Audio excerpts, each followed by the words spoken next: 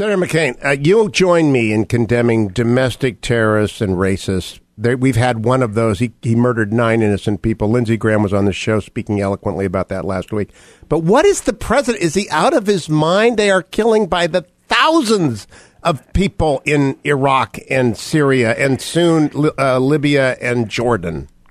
I don't like to analyze people's psychology, but the fact is, the president came to the presidency to get us out of conflict, no matter what. What he didn't understand is that just because we leave does not only mean that the conflict doesn't end, but it escalates. The classic example, of course, is leaving Iraq without a residual force after the sacrifice of thousands of young Americans. We had it won. It was won. And he pulled everybody out, and unfortunately Lindsey and I predicted, and Joe Lieberman predicted exactly what was going to happen. I mean, a classic example is delusion.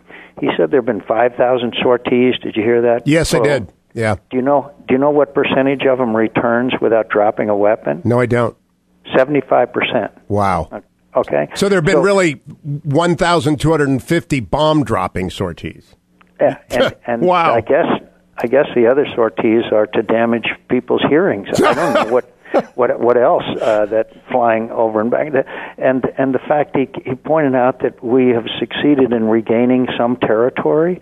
They still control the second largest city in Iraq. Well, here's what he said, Senator. Let me play for you his rebuke to you, cut number 4. Ideologies are not defeated with guns. They're defeated by better ideas, a more attractive and more compelling vision. So the United States will continue to do our part by working with partners to counter ISIL's hateful propaganda, especially online. We'll constantly reaffirm through words and deeds that we will never be at war with Islam. We're fighting terrorists who distort Islam and whose victims are mostly Muslims. Don't you know, I'm thinking of the Korean War and the Vietnam War in which you were the prisoner of war, Senator, and I'm thinking about Stalin and Hitler, and it would have been news to them that ideologies can't be defeated by guns.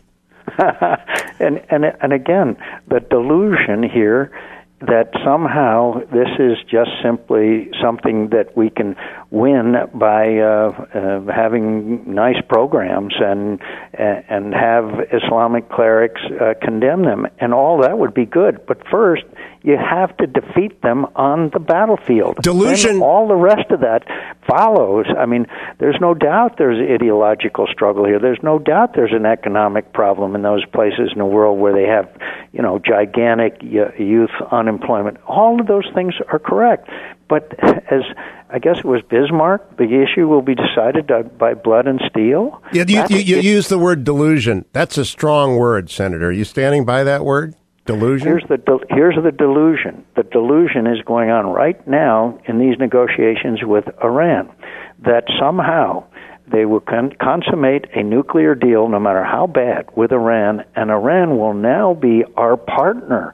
We are now training young men in outside Syria to go back into Syria and fight against ISIS, and not protect them against Bashar Assad's barrel bombing, this atrocious weapon that slaughters men, women, and children. They are having to take an oath that only they will fight against ISIS and not against the guy that's killed 230,000 of their countrymen and women. I mean, that's what I call delusion. What do you call it?